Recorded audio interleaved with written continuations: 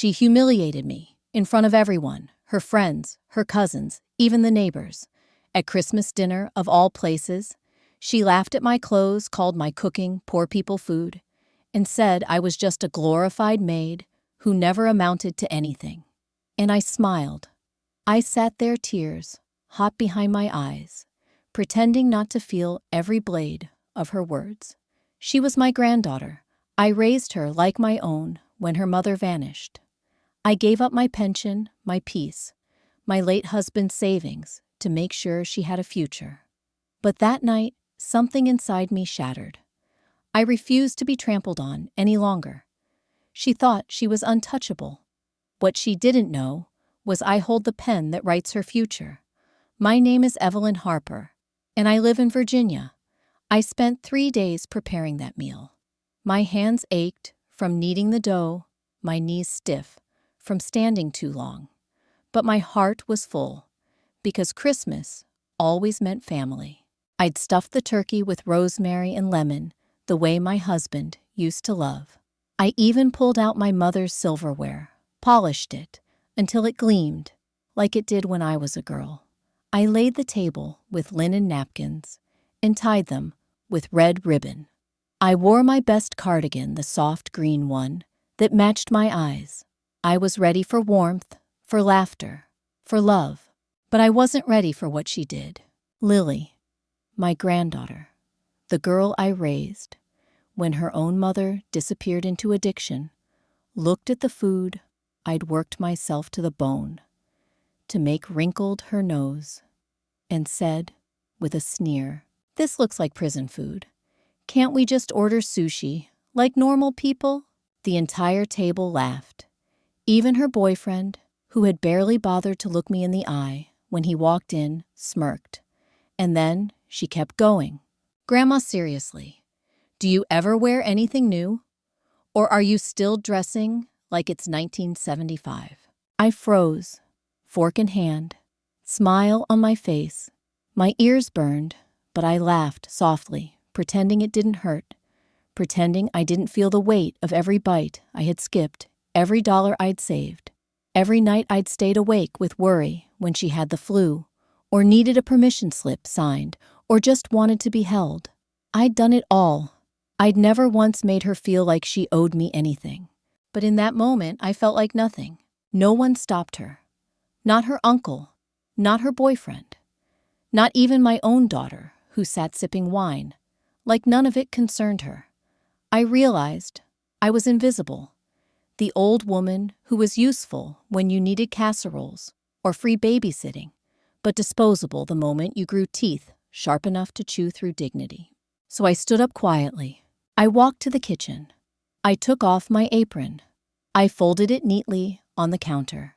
Then I picked up my coat from the hook by the door, slid my arms through the sleeves, and stepped outside into the cold. No one followed me. Not one soul. The wind was sharp against my cheeks, but it felt better than the sting of humiliation still clinging to my skin. I walked down the snowy sidewalk, past houses lit with fairy lights, and thought of how I had once imagined Christmases full of grandchildren who adored me, of warm hugs and grateful smiles. But fairy tales don't feed ungrateful mouths. When I reached the end of the block, I stopped and sat on a bench dusted with snow. I didn't cry, not then. My tears were frozen somewhere deep inside, buried under years of being too nice, too forgiving, too available. And that's when I made the decision. I had spent my entire life putting others first. I'd denied myself vacations clothes, even medical treatments, just to make sure Lily had ballet lessons, braces, books, a future. I created a college fund when she was 5. Every Christmas, while they laughed over gifts, I quietly deposited another few $100s from my Social Security. I never told her. I wanted it to be a surprise when she got into her dream school. But now I saw the truth. Love without respect becomes servitude. That night, I made myself a promise. I refused to be trampled on any longer. I would no longer sacrifice for people who saw me as a doormat. I wouldn't raise another entitled brat. I wouldn't pay another bill while being treated like a burden. They had no idea who they'd mocked, no idea what I held in my hands. Because the truth was, I held the key to Lily's future in a folder marked Education Trust. And tomorrow, I would cancel it. When Lily was just 3 years old, she had this habit of wrapping her tiny fingers around mine and whispering, "Don't leave Grandma." Her voice was always soft, but her grip, oh, it clung with the strength of someone who'd already known too much loss. Her mother. My daughter Natalie was in and out of rehab back then. Sometimes gone for days, sometimes months, and each time Lily would ask fewer questions, her silence becoming the only defense she knew. I never intended to raise another child in my 60s, but how do you look into the eyes of a toddler, terrified and abandoned, and turn your back? I took her in, no court order, no child support, no help, just me, a widow living on modest savings and a small pension from the school district, where I had cleaned classrooms for 35 years. I had just begun to plan for myself. Maybe travel, maybe try watercolor painting like I always dreamed. But the moment Lily came through my door with a backpack full of mismatched clothes and a trembling lower lip, my life shifted back into service. I sold my wedding ring. That alone bought her first set of school uniforms. I started doing ironing for neighbors again.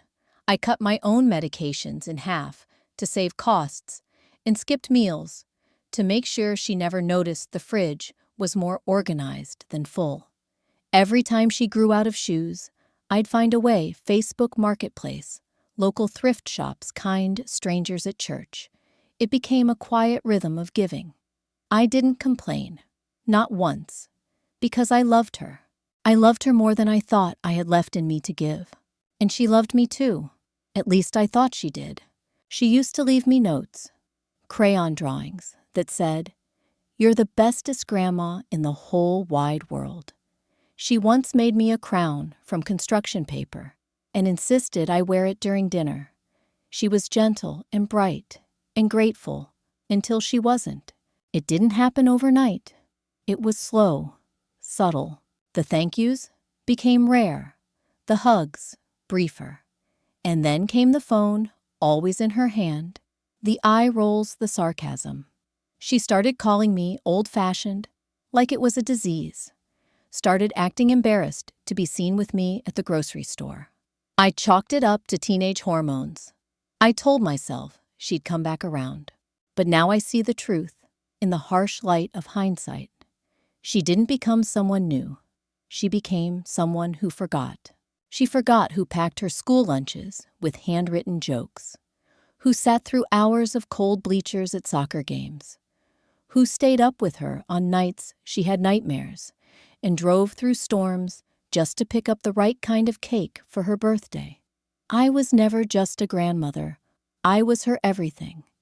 And now, I was a joke. And still, I would have forgiven it all.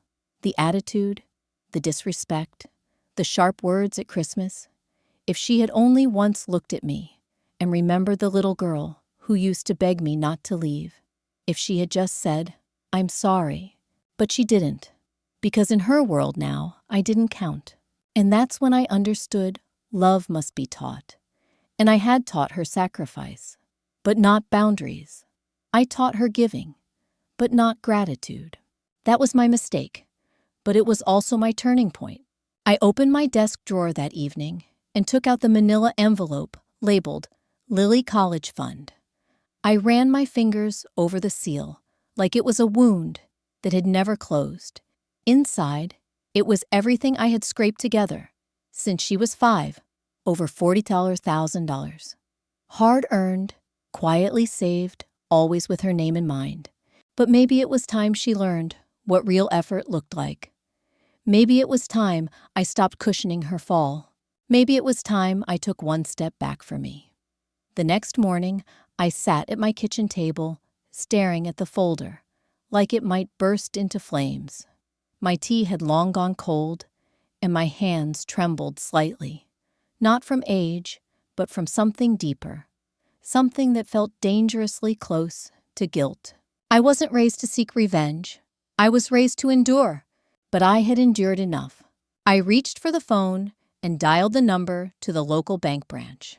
My voice didn't shake when I said my name, Evelyn Harper, of Fredericksburg, Virginia. The manager, Mr. Clements, recognized me immediately. We had spoken dozens of times over the years. He used to smile when I came in with small deposits and say, "Still saving for that lucky girl." He didn't smile this time. I told him plainly, I want to dissolve the education trust under Lily Bennett's name, effective immediately. There was a long pause. "Mrs. Harper, is everything all right?" "No," I said, "and that's why it needs to be done." He didn't press, just said he'd send the required forms to my email. And that was it. A few signatures, a few clicks. 16 years of scraped-together sacrifice gone. Not stolen, reclaimed. I closed my laptop slowly and let the silence settle in around me. It was heavy, but it wasn't suffocating. It felt clean, like standing up straight after being hunched over too long. Later that afternoon, I went to the bank in person. I wore the same cardigan Lily mocked at Christmas. I wanted it to be the last image she remembered when she tried to explain to people how her tuition disappeared. I handed over the signed forms with the same fingers that had once buttoned up her coats, packed her lunches, wiped her tears. And with one quiet stroke of a pen, I took it all back. It wasn't about vengeance, not entirely. It was about worth, mine. I'd spent so many years believing that love meant giving until you were empty. But it doesn't. Love also means drawing a line in the sand when someone you raised becomes the person who buries you in it. I walked home in the winter wind, holding my chin a little higher. Around me, children played in snowbanks, and I thought about how life used to feel so magical when I was Lily's age, how everything was a gift. When had that wonder been replaced with entitlement? Later that night, I received a text from Lily. No apology, just a one-liner. "What's the login for the college fund account again?" I stared at the screen for a long while. Then I turned my phone over, screen down. She didn't even realize what I'd done. Not yet. She was still walking through life like the world owed her, like I owed her. But that would change. The college acceptance letters were coming soon, and she was going to learn that the path she thought was paved with gold was built on my back. And I had finally stopped laying bricks. It started with a voicemail. Her voice was shrill, frantic, nothing like the confident mocking tone she used at Christmas. "Grandma, I don't know what's going on, but the college portal says the payment didn't go through. I thought everything was covered. Can you call me back, please?" I didn't, not right away. I let her stew in the silence. Let her feel what I had felt for years, being overlooked, unheard, disregarded. She had never asked how that college fund came to be, never wondered how I managed it. In her mind, it was always just there, like oxygen, like me. A few hours later, she called again, this time crying. "Grandma," they said, "I have a week, or they'll give the spot to someone else. I can't lose this, please. I don't know what happened. Just call me." I sat in my armchair, hands folded in my lap, watching the snow collect softly on the windowsill. The house was so quiet now. No boiling pots, no piano practice, no humming from the girl who once danced around the kitchen in pigtails. Just the echo of a voice I no longer recognized. The next day she showed up, banging on my front door like she was owed an audience. I opened it slowly, and there she stood. Her perfect makeup smudged her voice, cracking. "Why would you do this to me?" she demanded. She said it like I had sabotaged her life, like I was the villain in some cruel twist of fate. I said nothing. I simply stepped aside and let her in. She paced the living room, flinging words like knives. You always said you'd help me. You promised I told everyone I was going to Colombia. Now I look like an idiot. Do you know how embarrassing this is? Embarrassing. That was the word she chose. Not painful, not humbling, not eye-opening, just embarrassing. I didn't take it from you, I said gently. I reclaimed it. She blinked. What's that even supposed to mean? It means I realized I was funding a future for someone who wouldn't give me a seat at the table. Her mouth opened, then closed. I could see the storm behind her eyes, a clash between entitlement and dawning realization. For the first time in years, she didn't have a comeback. I worked for that money, I said. Every dollar. While you were laughing at me, I was sacrificing. While you rolled your eyes, I was giving up medication, heat food, so you could go to your dream school. Tears began to fill her eyes, but I wasn't finished. You didn't just mock my food that night. You mocked my love. And now, you're reaping what you've sown. She sank onto the couch sobbing. I didn't mean it, she whispered. I was just trying to impress everyone. I thought, I don't know. I didn't think you'd care. That was the truest thing she'd said all year. She didn't think I'd care. She didn't think I mattered enough to be hurt. And that was exactly why I had to follow through. I care, Lily, I said. But not enough to let you walk all over me anymore. She cried harder, and I wanted, oh how, I wanted to reach out and comfort her. But I stayed still. I had given her comfort her whole life.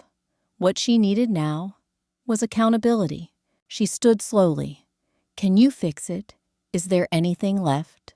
There's nothing left for someone who only remembers me when she's scared, I said. And I meant it. It took less than 48 hours for the whispers to turn into full-blown condemnation. My phone lit up with messages first, from Natalie, then my sister-in-law, and even a cousin I hadn't spoken to since my husband's funeral. How could you do this to your own granddaughter? You're punishing a child for being young. This is not the Evelyn we know. No one had called to check on me after Christmas dinner. No one had stepped in when Lily made me the punchline of her cruelty. But now that their golden girl's future was in jeopardy, suddenly, I was public enemy number one. Natalie's voicemail was the worst. Mom, I don't know what's gotten into you. You always said family comes first. Lily's just a teenager. You don't destroy a future over a few jokes. I sat in my kitchen, listening, shaking. Not with regret, but with the quiet rage of a woman whose sacrifices had been twisted into weaponry. A few jokes, no Natalie. It wasn't a few jokes. It was a lifetime of giving met with mockery. It wasn't just about Christmas. It was about the years of being the default babysitter, the emergency contact, the backup wallet. It was about the loneliness of birthdays, spent alone because Lily had plans. It was about being erased while still being expected to give. They hadn't seen what I saw. They hadn't heard Lily's voice, heard how sharp her words had become. They didn't know how I cried in the bathroom that night, while the turkey dried out and the pie went untouched.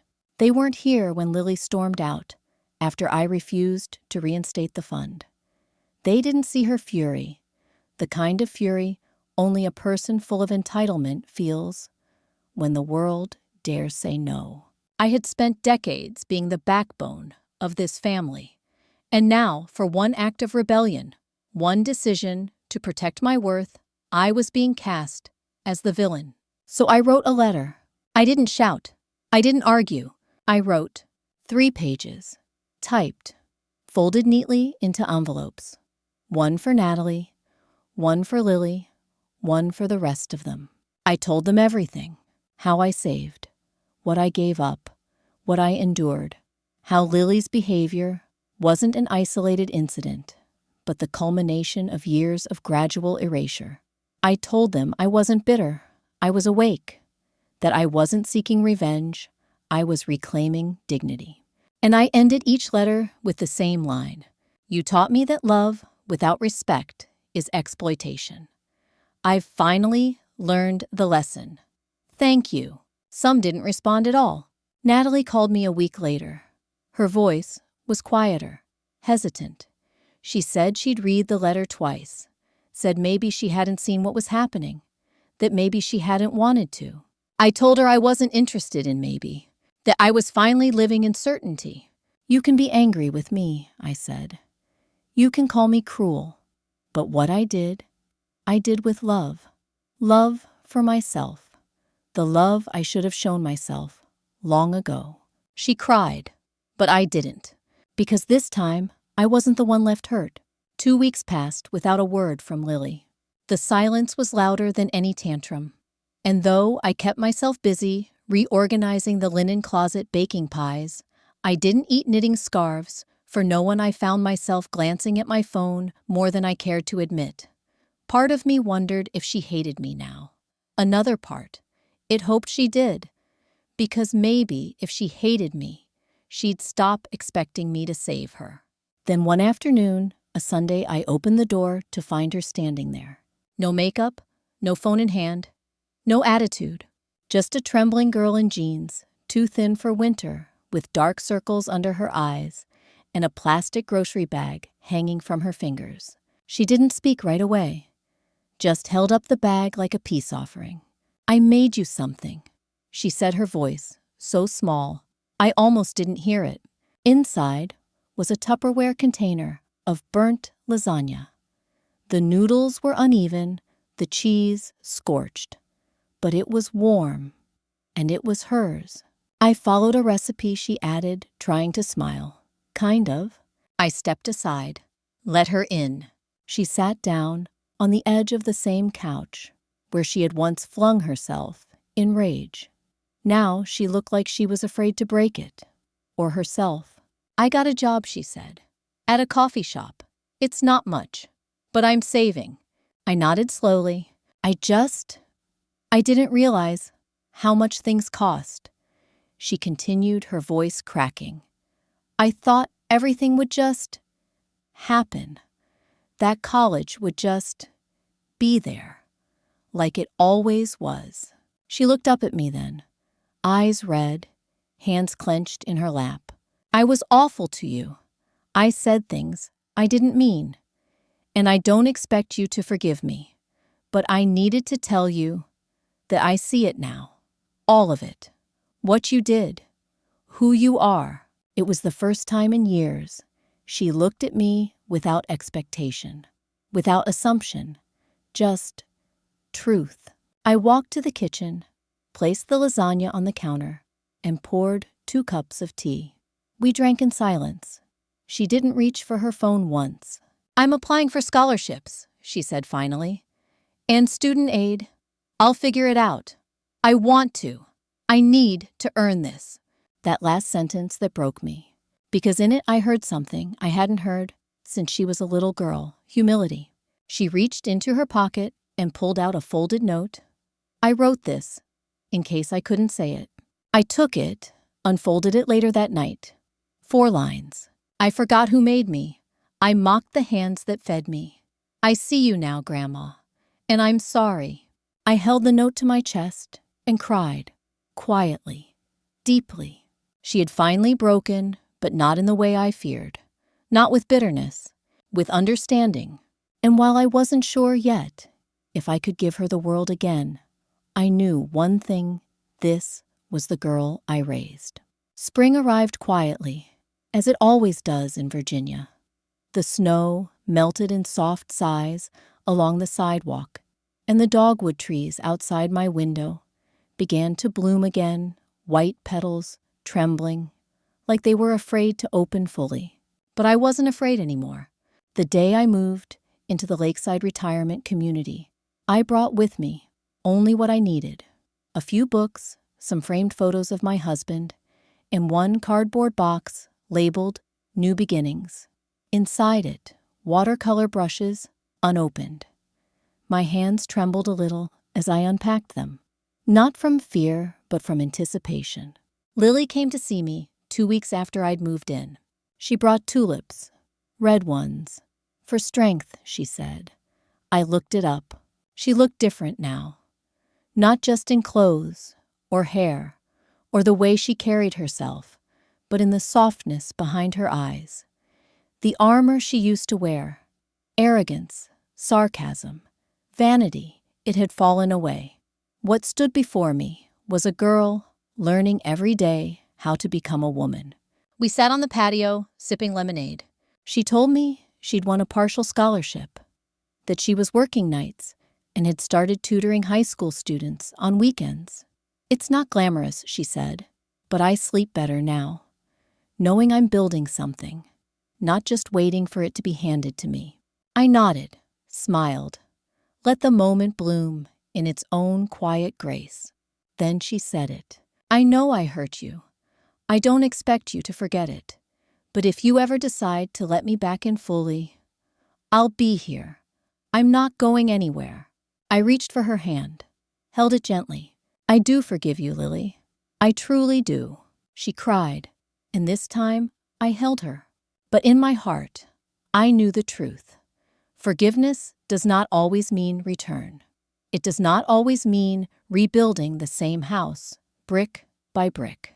Sometimes it means walking away from the ruins and building a new one somewhere else with fresh windows and stronger walls.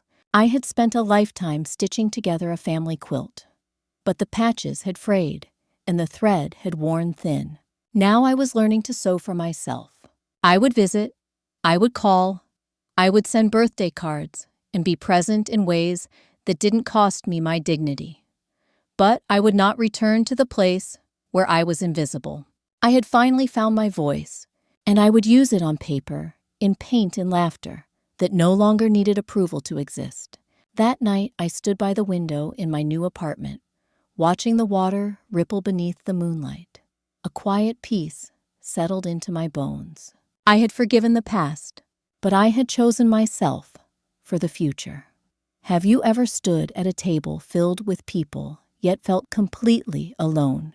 If this story touched your heart, if you too have been dismissed, unseen, or forgotten by the very ones you loved most, know that you are not alone.